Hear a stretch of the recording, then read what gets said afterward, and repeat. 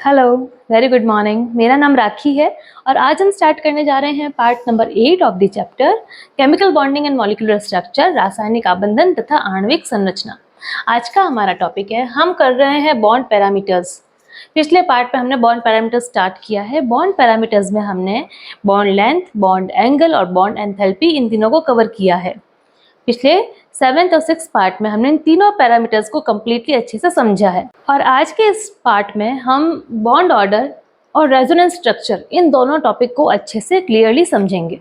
Start करते हैं। First, bond order. Bond order या आबंध कोटि, जिसे हिंदी में कहा जाता है आबंध कोटि, क्या है? नंबर ऑफ बॉन्ड्स और number of shared pair of electrons between two atoms. हम कह रहे हैं मॉलिक्यूल की बात कर रहे हैं।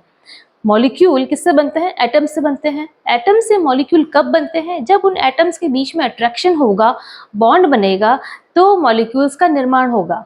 हम यहाँ बात कर रहे हैं बॉन्ड ऑर्डर की, कि बॉन्ड ऑर्डर क्या है।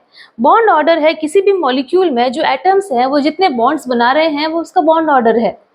Number of bonds bond order है, या फिर हम कह सकते हैं number of shared pair of electrons bond order है। इन्हीं भी दो एटम्स के बीच में जो number of share pair of electrons हैं, ये बॉन्ड ऑर्डर है। फॉर एग्जांपल हम देखते हैं मॉलिक्यूल्स जैसे कि H2, O2, N2। H2 molecule, hydrogen के मॉलिक्यूल में दो हाइड्रोजन के एटम्स एक सिंगल बॉन्ड से जुड़े हैं, क्योंकि 1 इलेक्ट्रॉन पेयरिंग की शेयरिंग हो रही है। नंबर ऑफ इलेक्ट्रॉन जो शेयर हो रहे हैं, हाइड्रोजन का एक इलेक्ट्रॉन, दूसरे हाइड्रोजन का एक इलेक्ट्रॉन, दोनों एटम्स के एक एक electron, 1 share pair of electrons है। तो 1 शेयर पेयर ऑफ इलेक्ट्रॉन्स, तो नंबर ऑफ, यहाँ देखिए शेयर पेयर ऑफ इलेक्ट्रॉन 1 है तो बॉन्ड ऑर्डर 1 है। इसी तरीके से ऑक्सीजन मॉलिक्यूल में, O2 मॉलिक्यूल में दो ऑक्सीजन के एटम्स एक दूसरे से डबल बॉन्ड से जुड़े हैं।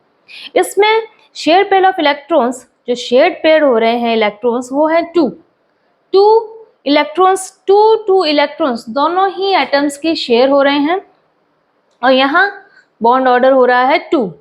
इसी तरीके से नाइट्रोजन N2 मॉलिक्यूल में शेयर पेयर ऑफ इलेक्ट्रॉन्स 3 है। 3 इलेक्ट्रॉन इस नाइट्रोजन एटम के और 3 इलेक्ट्रॉन इस नाइट्रोजन एटम के, दोनों के 3 इलेक्ट्रॉन्स शेयरिंग में पार्टिसिपेशन करते हैं और तीनों 3 पेयर की शेयरिंग होने से इनमें जो बॉन्ड ऑर्डर है वो भी है 3। तो जितने बॉन्ड बन रहे हैं, ये सिंगल बॉन्ड बन रहा है तो bond order 1, double bond bond order 2 और ट्रिपल बॉन्ड तो bond order 3। Maximum bond order की कैपेसिटी 1, 2 एंड 3 होता है। 4 बॉन्ड ऑर्डर कभी नहीं आता है। हम समझ सकते हैं कि जब इलेक्ट्रॉन्स की शेयरिंग होती है तो इलेक्ट्रॉन्स एक साथ दोनों एटम्स के बीच में आ जाते हैं, शेयरिंग वाले इलेक्ट्रॉन्स। और शेयरिंग इलेक्ट्रॉन्स हम समझ रहे हैं कि जब 3 बॉन्ड ऑर्डर है तो मतलब 3 इलेक्ट्रॉन्स की शेयरिंग हो रही है। जैसे कि नाइट्रोजन के मॉलिक्यूल में दे रखा है, N2 मॉलिक्यूल में 3 इलेक्ट्रॉन्स की शेयरिंग हो रही है और इसकी वजह से जो इनके सेंटर पॉइंट है, यहाँ पर मोर इलेक्ट्रॉन्स हो जाते हैं। शेयरिंग वाले इलेक्ट्रॉन्स सारे ही साझेदारी में आ रहे हैं, शेयरिंग में आ रहे हैं, दोनों ही एटम्स के लिए यूजफुल हैं।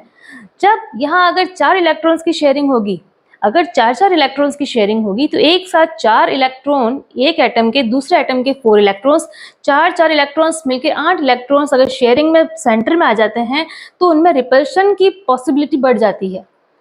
इलेक्ट्रॉन्स में जो नेगेटिविटी होती है वो रिपल्शन होने का गुण होता है। तो यहाँ जब रिपल्शन बढ़ेगा तो ये बॉन्ड क्या स्टेबल हो पाएगा। तो इस वजह से बॉन्ड ऑर्डर की मैक्सिमम कैपेसिटी 3 तक होती है, 1, 2 एंड 3। और जब हम देखें आइसोइलेक्ट्रॉनिक स्पीशीज यानी नंबर ऑफ इलेक्ट्रॉन्स सेम हो, ऐसे स्पीशीज या ऐसे एलिमेंट्स जिसमें नंबर ऑफ, ऐसे मॉलिक्यूल्स जिसमें नंबर ऑफ इलेक्ट्रॉन्स सेम हो, आइसोइलेक्ट्रॉनिक मॉलिक्यूल्स या आइसोइलेक्ट्रॉनिक स्पीशीज कहलाते हैं। अगर आइसोइलेक्ट्रॉनिक स्पीशीज हैं तो उनमें जो बॉन्ड ऑर्डर है वो सेम आता है। किस तरीके से? फॉर एग्जाम्पल यहाँ पर दे रखा है F2 मॉलिक्यूल और O2-2 मॉलिक्यूल। O2 के ऊपर आयन है -2 में, एक F2 मॉलिक्यूल है। F2 मॉलिक्यूल में जब देखा गया कि फ्लोरीन के आउटर मोस्ट शेल में 7 इलेक्ट्रॉन्स होते हैं और 1 इलेक्ट्रॉन्स की शेयरिंग के साथ में फ्लोरीन अपना ऑक्टेट कंप्लीट करता है। तो फ्लोरीन का मॉलिक्यूल स्टेबल हो जाता है सिंगल बॉन्ड से, 1 इलेक्ट्रॉन्स की शेयरिंग होती है और F2 मॉलिक्यूल स्टेबल हो जाता है। आउटर मोस्ट शेल में जब इनमें इलेक्ट्रॉन्स पाए जाते हैं 7 और 7, इस फ्लोरीन के एटम में 7 इलेक्ट्रॉन्स हैं आउटर मोस्ट शेल में, दूसरे में भी 7 है, तो total number of electrons 7 + 7 14 electrons होते हैं F2 मॉलिक्यूल के लिए 14 इलेक्ट्रॉन्स हैं, और O2 मॉलिक्यूल जिसमें कि ऑक्सीजन के आउटर मोस्ट शेल में 6 इलेक्ट्रॉन्स होते हैं, तो 6, और अनदर ऑक्सीजन के आउटर मोस्ट शेल में 6 इलेक्ट्रॉन्स हैं, तो 6 + 6 12, और उसके ऊपर दे रखा है ब्रैकेट में -2, यानी -2 एक्स्ट्रा है, यानी 2 इलेक्ट्रॉन्स एक्स्ट्रा हैं इसमें। तो 6 + 6 + 2 यानी 6 6 12, 12 + 2 14, तो 14 इलेक्ट्रॉन्स इसमें भी है। जब दोनों ही F2 और O2 - 2 में 14 इलेक्ट्रॉन्स हैं, सेम नंबर ऑफ इलेक्ट्रॉन्स हैं, तो ये आइसो इलेक्ट्रॉनिक स्पीशीज कहलाते हैं। ये आइसो इलेक्ट्रॉनिक स्पीशीज दोनों का ही बॉन्ड ऑर्डर, ये देखिए दोनों ही सेम सिंगल बॉन्ड से जुड़े हैं, इनका बॉन्ड ऑर्डर भी सेम होता है 1 1, इस तरीके से ये बॉन्ड ऑर्डर है। हम देखते हैं कि जैसे जैसे बॉन्ड ऑर्डर बढ़ता है, बॉन्ड ऑर्डर जैसे जैसे इंक्रीज होगा 1 2 3, तो बॉन्ड एंथैल्पी भी बढ़ेगी। बॉन्ड एंथैल्पी सिंगल बॉन्ड को तोड़ने के लिए जो एनर्जी चाहिए वो बॉन्ड एंथैल्पी है। सिंगल बॉन्ड को तोड़ने के लिए जितनी एनर्जी चाहिए उससे अधिक एनर्जी डबल बॉन्ड को तोड़ने के लिए चाहिए, और उससे अधिक एनर्जी ट्रिपल बॉन्ड को तोड़ने के लिए चाहिए। तो जैसे जैसे बॉन्ड ऑर्डर बढ़ता है, बॉन्ड एंथैल्पी की वैल्यू भी बढ़ती है, लेकिन बॉन्ड लेंथ यानी इनके बीच की जो लंबाई है, बॉन्ड लेंथ जो है वो घटती है। सिंगल बॉन्ड की जो बॉन्ड लेंथ है वो मैक्सिमम होती है, उससे कम डबल बॉन्ड की, और सबसे कम बॉन्ड लेंथ ट्रिपल बॉन्ड की होती है। तो बॉन्ड ऑर्डर बढ़ेगा तो बॉन्ड एंथैल्पी भी बढ़ेगी, लेकिन बॉन्ड लेंथ घटेगी। नेक्स्ट बॉन्ड पैरामीटर है रेजोनेंस स्ट्रक्चर, अनुनाद संरचनाएं। हमने लुईस स्ट्रक्चर पढ़ा। लुईस स्ट्रक्चर क्या होते हैं? जो कि कंप्लीटली मॉलिक्यूल के स्ट्रक्चर को शो करते हैं और उसकी कंप्लीट इंफॉर्मेशन बताते हैं कि नेगेटिव चार्ज है या पॉजिटिव चार्ज है वो मॉलिक्यूल के किस एटम पर है और किस वजह से है, वो सब चीज़ें बताता है लुईस स्ट्रक्चर। लेकिन हमने कुछ मॉलिक्यूल्स ऐसे भी देखे जिनके एक से अधिक लुईस स्ट्रक्चर थे, तो ये रेजोनेंस स्ट्रक्चर उसी से रिजेंबल करता है। हम देखेंगे for example ozone, O3 molecule है जिसमें कि 3 ऑक्सीजन के एटम्स है, 1 2 और 3। ऑक्सीजन नंबर 1 के साथ में सिंगल बॉन्ड से जुड़ा है, जबकि दूसरा ऑक्सीजन जो है वो डबल बॉन्ड से जुड़ा है। जब सिंगल बॉन्ड से जुड़ा होता है ऑक्सीजन से, तो उसकी जो बॉन्ड लेंथ आती है वो 148 पिकोमीटर्स आती है, जबकि डबल बॉन्ड में हमें पता है कि डबल बॉन्ड होने पे बॉन्ड लेंथ घट जाती है और ये कितनी हो जाती है, 121 पिकोमीटर्स रह जाती है। यहाँ पर इस स्ट्रक्चर में, इस लुईस स्ट्रक्चर में, यहाँ double bond right hand side है, ये राइट हैंड साइड की पोजीशन पे है, जबकि जो दूसरा स्ट्रक्चर है उसमें 3 ऑक्सीजन है, सेम है ये ओजोन मॉलिक्यूल, लेकिन इसमें जो डबल बॉन्ड है वो लेफ्ट हैंड साइड में आ गया है, पोजीशन चेंज हो रही है। ये बिल्कुल मिरर इमेज शो कर रहे हैं, है ना, कि जैसे मिरर में अगर आप हाथ देखेंगे, मिरर में अगर आपने ये हाथ देखा है मिरर में, तो ये जस्ट आपका इसी तरीके से दिखाई देगा, ठीक है। तो ये दो स्ट्रक्चर्स एक दूसरे के मिरर इमेज ही लग रहे हैं आपको। तो इसमें जो बॉन्ड लेंथ आती है वो 148 होती है फॉर सिंगल बॉन्ड के लिए, और डबल बॉन्ड के लिए इस बॉन्ड लेंथ की जो है 121 वैल्यू आती है, 121 पिकोमीटर्स आती है। ये लुईस स्ट्रक्चर्स एक दूसरे के कैनोनिकल फॉर्म्स कहलाते हैं। ये कैनोनिकल फॉर्म्स जो होते हैं ये हाइब्रिड होकर रेजोनेंस स्ट्रक्चर शो करते हैं। हाइब्रिड होकर, जैसे मिरर इमेज है, अगर ये दो हाथ आपके मिरर इमेज है और जब ये दोनों हाथ एक दूसरे के ओवरलैप हो जाते हैं तो ये इसका हाइब्रिड या रेजोनेंस स्ट्रक्चर शो करता है।